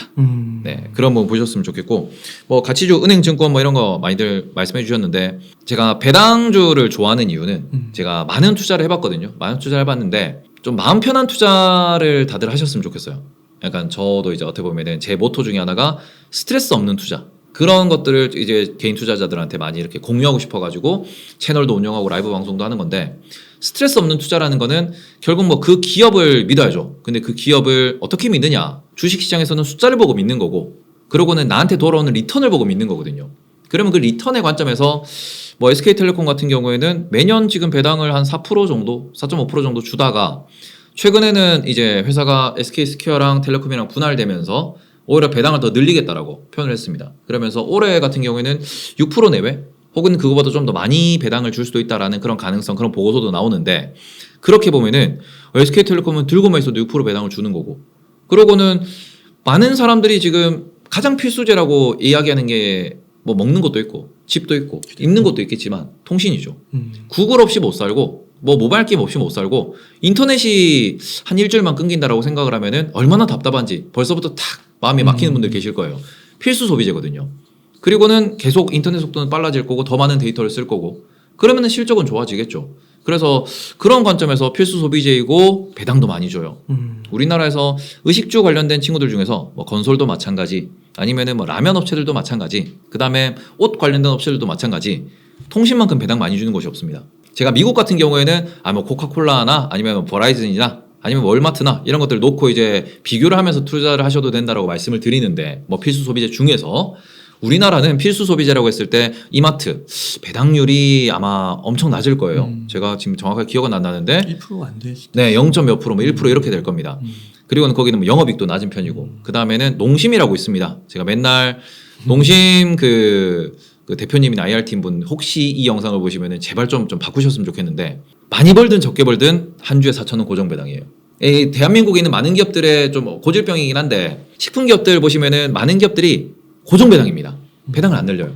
많이 벌어도 배당을 안 늘리고 작게 벌어도 배당을 안 늘려요. 그러니까 주가는 10년 차트, 20년 차트 열어봐도 계속 옆으로만 가요. 그런 종목들은 그렇죠. 4,000원 고정으로 우리가 받을 수 있으니까 좋은데, 그 배당률이 얼마냐? 농심 기준으로 주가가 한 20만 원 좀 넘을 겁니다. 그러니까 20만 원 넘는데 4,000원 준다 그러면은 엄청 작죠. 그래서 그런 종목들이 너무 많아요. 근데 실적도 늘어나는데 배당도 높아. 필수 소비재야. 그러면은 지금과 같이 어떻게 보면 인플레이션 시대에 뭔가 좀 우리가 긴축을 한다, 좀 뭐 경기 침체가 올 수도 있다, 이렇게 생각을 할 때 필수 소비재는 경기 침체에서도 줄일 수가 없죠. 그런 관점에서 접근을 하면서 이런 것들이 고배당을 봐야 되는 이유, 그러고는 고배당을 샀을 때 좀 더 마음 편하게 투자할 수 있는 이유. 얘는 안 빠질 거 아니야. 안 빠지면은 이거 들고 있다가 뭐 네이버가 저기까지 내려갔네 하면은 얘 팔고 그걸 사도 되는 거고, 이런 식으로 조금 내가 운영할 수 있는 뭐 좀 여유가 좀 생긴다. 그리고는 마음의 여유가 생긴다. 라는 관점에서 뭐 100% 담으면은 재미가 없겠지만, 그냥 그런 부분들을 조금 분산하고 나눠가지고 공부해가지고 여러 종목들, 여러 업종들에서 투자를 하면은 편안한 투자가 가능하다라는 거. 실제로 주변에서 많이 전화가 네. 걸려오시는 분들의 특징이 조금 이제 테마주 쪽으로 투자를 네. 많이 하신 분들이 네. 이제 힘드니까 테이버님께 전화를 하는 건데, 이제 상대적으로 이제 테이버님도 물론 힘들긴 하시겠지만 그래도 네. 갖고 있는 주식 대부분이 이런 네. 배당주, 실적 있는 네. 이런 것들을 갖다 있다 보니까 조금 더 마음의 여유가 있는 게 아니실까, 네. 그런 생각도 드네요. 뭐 제 방송이나 제 유튜브 컨텐츠를 보신 분들은 아시겠지만, 제가 코로나 끝나고 2020년 여름부터 은행주를 슬슬 모으기 시작을 했어요. 배당 때문에. 그래서 슬슬 모았는데, 뭐 여러 번 뭐 스윙 투자도 하고 샀다 팔았다도 했는데, 저는 작년 초부터 신한은행이라는 종목을 공격적으로 좀 많이 비중을 좀 늘리면서 많이 샀고, 그러면서 어떻게 보면 배당도 지금 꾸준히 받고 있는 중인데, 지금 포트폴리오에는 30% 좀 넘게가 은행입니다. 왜냐면 다른 종목들이 좀 빠지고 있으니까 뭐 은행들을 좀 들고 있고, 올해 같은 경우에는 제가 하이닉스가 엄청 많이 빠져가지고 삼성전자 7만 원 정도 왔을 때, 이 정도면 살만한데, 그래도 삼성전자보다는 반도체만 하는 하이닉스를 사자라고 생각을 하면서 한 11만 원 정도 전후부터 하이닉스를 샀어요. 하이닉스를 사고, 그 다음에는 또 뭐 다른 것들을 이렇게 저렇게 정리하면서 SK텔레콤을, 또 SK텔레콤은 작년 여름부터도 들고 있었는데, 뭐 분할하고 이런 이벤트로 뭐 샀다 팔았다 하다가 공격적으로 비중을 늘린 게 올해거든요. 올해 이제 SK텔레콤을 스윙 투자 관점에서 좀 비중을 늘리고, 그리고 KT도 일부를 좀 들고 있습니다. 그러니까 이제 하이닉스를 제외하고 KT, SKT, 신한은행, 우리은행까지 해가지고 요 네 종목이 거의 뭐 절반 정도 차지한다고 보실 수 있거든요. 그런 부분이 뭐 어떻게 보면은 제가 뭐 인플레이션을 예상한 것도 아니고 금리 인상을 예상한 것도 아닌데, 작년 기준으로는 주가가 너무 비싼 거예요. 2차 전지는 무서워서 많이 못 들어가고, 그리고는 뭐 게임주 같은 경우에는 제가 작년도에 뭐 펄어비스를 들고는 있었지만 한 20% 먹고는 팔았어요. 그리고는 제가 판 가격에서 2배인가 더 갔었단 말이죠. 근데 너무 비싸니까, 비싸면 무섭잖아요. 언제 떨어질지 모르고. 이제 그것 때문에 저는 스트레스를 안 받기 위해 가지고 조금 이제 너무 무섭다 하면서 옮기다 보니까, 오히려 저는 최근에 은행이 급락했음에도 불구하고 은행은 여전히 플러스를 유지하고 있고요. 그리고는 뭐 통신 같은 경우에는 일단 본전에서 왔다 갔다 계속 스윙을 치고 있으니까 본전에서 왔다 갔다 하는데, 그냥 저는 빠졌을 때 사서 올해 SK텔레콤이 제일 많이 빠졌을 때가 제 평단 대비 8% 정도까지 내려가더라고요. 더 샀죠. 올라와서 또 감사합니다 하고 또 이렇게 또 현금화하고, 배당을 받기 위해서 들어가는 건 아니니까, 배당이 저점을 만들어 주니까 그 위에서만 그냥 이렇게 퐁당퐁당 하면서 뭐 2%, 5%, 10% 왔다 갔다 매수매도를 하고 있는데, 그러니까 이게 단점도 있습니다. 재작년에는 못 벌었어요. 제가 재작년에 수익률을 오픈을 했습니다. 오픈을 했는데, 재작년에는 제가 이제 코로나 저점 대비로는 2020년도에는 코로나 저점 대비로는 60몇 프로 정도 먹었더라고요. 지수가 2배가 갔는데 많이 못 먹었죠. 많이 보셨죠. 근데 제 주변에는 막 300% 400% 벌어가지고 뭐 저는 신용도 안 쓰고 안정적으로 하니까 그렇게 벌었고 2020년 초부터 2020년 말까지는 40몇 프로 정도 나왔어요. 1월부터 12월까지 다 끊으니까 그렇게 나왔고 제가 작년도에는 배당 포함해서 21% 22% 겨우 벌었습니다. 그러니까 분명히 작년에 뭐 2차 전지, 게임주 이런 거를 공격적으로 투자하신 분들은 작년에도 3,400% 벌었거든요. 근데 저는 그런 친구들 보고 있으면은 저도 허탈하죠. 나도 저렇게 벌고 싶은데 매일 주식을 보고 있고 나도 저렇게 할 수 있을 것 같은데 그런데도 이제 작년도에 그렇게 벌었던 재작년에 그렇게 벌었던 친구들이 올해 상당히 많이 내려왔죠. 몇몇 고수분들을 제외하고는 벌었던 부분들을 많이 토해냈거든요. 시드가 커진 만큼 이게 3배를 벌고 3배를 벌었는데 거기에서 반토막이 나니까 정말 많이 토하는 상황이거든요. 이제 그런 부분에서 진짜 고수분들은 이렇게 뭐 작년에 많이 벌고 그 돈을 뭐 이렇게 다른데 원자재에 박은 분도 계시고 금에 박은 분도 계시고 아니면은 에라 모르겠다 하면서 부동산에 박은 분도 계세요. 부동산도 빠지고는 있는데 뭐 그건 안 팔면 되니까 현금 박치기로 부동산 사신 분들은 진짜 부럽거든요. 근데 여전히 주식시장에 살아남아 있는 분들 같은 경우에는 저는 코로나 바닥부터 지금까지 꾸준히 누적을 해왔고 안 잃고 있으니까 지금 어떻게 보면은 버크셔 해저웨이의 그 ARKK 그런 느낌 저로 저는 받아들이고 있거든요. 저는 이제 저는 꾸준히 올라가고 있는 느린 거북인데 그게 작년 재작년에는 정말 단점이었고 올해는 그나마 좀 장점으로 작용을 하고 있죠. 올해는 제가 5월까지는 계좌가 플러스다가 저도 이번에는 일단 마이너스가 났습니다. 계좌가 음전을 했어요. 올해 들어가지고는. 근데 일단은 이번 달에 마이너스 났다는 것 자체가 저는 자랑이기 때문에 마이너스 났지만 대단하시네요. 이 장에서 이러면은 전 자랑합니다. 마이너스라도 자랑해요. 근데 이런 부분이 결국에는 오르는 장에서도 빠지는 장에서도 많이 안 흔들리는 투자 방법이고 스트레스를 좀 덜 받는 그런 투자법이지 않나. 그러면은 그 코로나 이후에 대세 상승 장에서도 네. 이런 스타일을 좀 고수를 하셨다는 건가요? 그때는 오히려 저는 가치주 기준으로 예를 들어 가지고 현대차가 보통 코로나 전 기준으로 한 15만 원 이렇게 왔다 갔다 했는데 그때 10만 원인 거예요. 네. 99,900원 막 이렇게 왔다 갔다 하는 거예요. 4월인가 5월인가 그랬습니다. 제가 방송에서도 외쳤습니다. 제발 이걸 사셔야 된다고. 이거는 현대차를 코로나로 바닥에 딱 떨어지고 난 뒤에 바닥에서 정의선 부회장님이 그때 자사주 막 했죠. 맞아요. 하고는 그런 뉴스 나오면서 이렇게 꿈틀꿈틀 올라가면서 이렇게 10만 원을 뚫냐 이러고 있는데 다른 애들이 이제 어떻게 보면 돌아가면서 얘 날라가고 이러고 있는데 이제 자동차를 여기서 안 사시면은 적어도 이거는 연말까지만 보유하셔도 50%를 갑니다. 이걸 도대체 그러니까 현대차를 너무 안 좋게 보시는 거예요. 왜 도대체 이거를 왜 그렇게 안 좋게 보시냐. 와이어링 하네스 사건 터지고 막 이럴 때 생산 안 된다 이럴 때 아니 그래도 이거는 그냥 가치 자체가 현대차가 공장을 팔아도 이게 지금 시가총액보다는 돈을 많이 들고 있다. 그러면서 뭐 저는 오히려 그런 매매를 했거든요. 그러고는 뭐 삼성전자를 그때는 5만 원에서 사서 6만 원에 팔아야 한다. 또 제가 이제 아프리카 TV에서 방송을 하는데 아프리카 TV도 그때는 가치가 괜찮았어요. 그러면서 아프리카 TV를 우리가 보통 6만 원 밑으로 떨어지면 사서 6만 원 위로 가면 판다. 이런 식으로 저는 그때도 스윙 투자 계속 했거든요. 그러니까 계속 어떻게 보면은 락바텀 전략으로 이 밑으로는 안 빠집니다.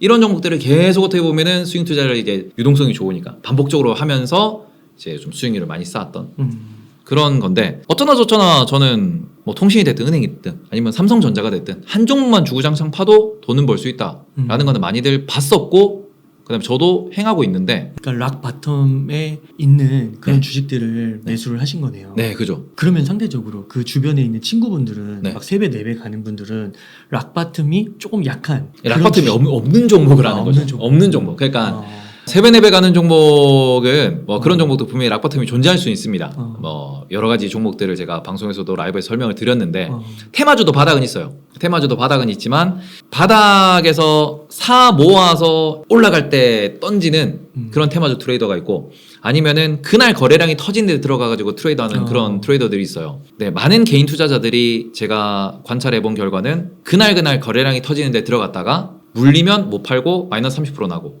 이런 케이스가 많아요. 그런 분들 같은 경우에는 공부를 좀 더 길게 하셔야 되고 오히려 락바텀이라고 볼 수 있는 뭐 바이오도 보시면은 정말 5년 10년 차트에서 바닥인 라인들이 있거든요. 거기서 사서 2, 3년 버티면은 3배, 4배 갑니다. 그리고 운이 좋고 촉이 좋은 분들은 바텀에서 올라가기 직전에 사세요. 이거 한 달 뒤에 이벤트 있을 것 같은데 하고 사고는 그걸 먹어요. 막 3배씩 먹고 그러고는 자랑합니다. 그러면 저도 현타 오죠. 저도 듣는 얘기가 있는데 아 형님 이거 다음 달에 뭐 이렇게 뭐 학회가 있는데 이런 데 있으면 간다는데 아, 주가가 안 움직이는데 아 이거 가지 않을까요? 그러면은 아 뭐 가면 땡큐고 안 가면 뭐 안 가는 거죠. 이러고는 저는 안 사거든요. 왜냐하면 그것도 현혹될까 봐.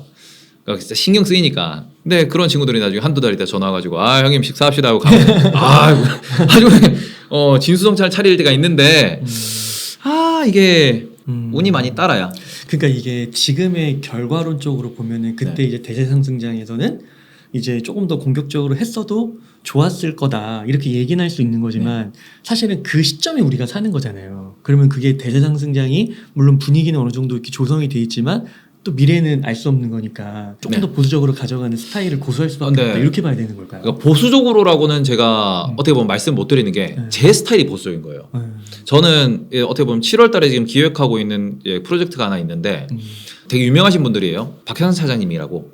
그러니까 트레이드를 되게 잘하는 분이 계시죠. 이제 3프로TV에도 나오는 분인데 그분이랑 그 다음에는 기업을 전문적으로 분석하는 달란트 형님. 예, 달란트 형님 것도 가치 투자로 볼 수 있고 저도 이제 가치 투자자인데 그리고는 강한국 작가님이 계십니다. 쿼트 투자. 이분들을 모셔가지고 내가 단기 매매, 추세 매매 좀 익사이팅한 역동적인 매매하는데 본인이 취향이 맞는지 아니면 기업을 분석해놓고 사놓고 오를 때까지 버티는 가치 투자자가 맞는지 아니면은 통계학적으로 접근하면서 이 기업이 어떤 기업인지 그런 거 볼 필요 없이 숫자만 보고 계산적으로 접근하는 퀀트 투자가 맞는지 뭐 아니면은 또 많은 스타일들이 있는데 저는 그런 분들 좀 더 섭외를 해가지고 이제 뭐 유튜브가 됐든 라이브가 됐든 시리즈를 만들 예정인데 재밌겠다. 예, 그거를 본인의 성향을 좀 먼저 파악을 하셔야 돼요. 저도 단타로 먼저 시작을 했다고 말씀을 드렸고 저는 예전에도 여기서 오픈을 했는데 카카오로 손절을 치고 나왔죠. 예, 그때 뭐 돈도 필요하기도 했는데 뭐 카카오가 성장하겠다라는 막연한 믿음으로 들어갔다가 조금은 계획 없이 들어갔다가 좀 크게 잃고 감자를 당해보고 이번에 상패 당할 뻔했던 게 다행히도 거래 재개가 됩니다. 상패 당하지 안 맞았어요. 거래 재개돼요. 자 그런데 이게 테마주 투자를 핵심을 그러니까 메인 포트폴리오를 가져가야 되는 분들이 계시고요. 그 다음에는 미국 투자를 메인으로 가져가셔야 되는 분들도 계십니다. 어떻게 보면 미국 투자는 계속 우상향을 보여주는 근본적인 원동력이 있기 때문에 나는 마이너스는 모르겠고 나는 이제 적어도 한 달, 3개월, 6개월, 1년 안에 계속 플러스가 나면서 나는 그냥 무지성으로 적금으로 걱정 없이 계속 사고 싶어. 뭐 삼성전자를 예를 들어서 코로나 이전에 뭐 4만 원, 5만 원 사셨던 분들이 올라갔을 때도 불타고 내려갔을 때도 불타고 또 10만 원, 9만 원 갔을 때도 불타고 했는데 지금 오면은 본전이거든요. 이런 분들과 이런 것들을 내가 못 버틴다. 나는 이렇게 매매 이런 거 잘 못하겠고 무조건 사야 된다 그러면은 오히려 우상향을 꾸준히 하는 미국 주식을 하시는 게 더 나을 수도 있습니다. 이제 그런 부분들을 본인의 성향을 먼저 파악을 하셔야 돼요. 나는 정말 액티브한 투자를 하시는 분들이나 아니면은 나는 정말 느긋한 투자를 하시는 분들이나 아니면 나는 뭐 사람도 못 믿고 기업도 못 믿고 나는 숫자만 믿는다. 이런 분들이 다들 계실 수 있는데 거기에서 본인이 확신을 갖고 투자할 수 있는 본인을 먼저 어때 본인의 매매 스타일을 먼저 파악을 하시고 본인의 성향을 파악을 하셔야 좀 더 좋은 결과가 나올 수 있기 때문에 보수적이라는 거는 제 투자 스타일이고 저는 이제 스트레스 없는 그러니까 직장인들이 그냥 이렇게 그냥 주워 들은 걸로도 할 수 있는 투자 아니면 정말 간단한 차트 분석으로도 할 수 있는 투자를 말씀을 드리는 건데 좀 더 깊이 있게 심도 있게 좀 이렇게 투자의 세계로 들어오면은 결국 본인의 스타일을 찾으셔야 됩니다. 그리고 또 한 가지 좀 궁금한 게 오늘 보면 또 삼성전자가 뭐 2%대인가 이렇게 오르잖아요. 네. 그리고 카카오도 막 떨어지다가 5%, 6%막 이렇게 오르기도 하고요. 근데 이게 또 며칠 전에 또 보면은 이렇게 나스닥이나 S&P도 이렇게 2, 3% 오르는 것 같다가 또 그 다음날도 오르는 것 같다가 막 5%, 6% 또 빠지고 막 이렇게 되잖아요. 그런 것들은 좀 비일비재한 건가요? 그래서 이럴 때는 약간 순간적으로 한 이틀, 3일 또 올라가면 이거 돌린 건가 이런 생각이 또 들긴 하는데 그죠. 그런 걸 좀 어떻게 좀 피해갈 수 있는지 조심할 수 있는지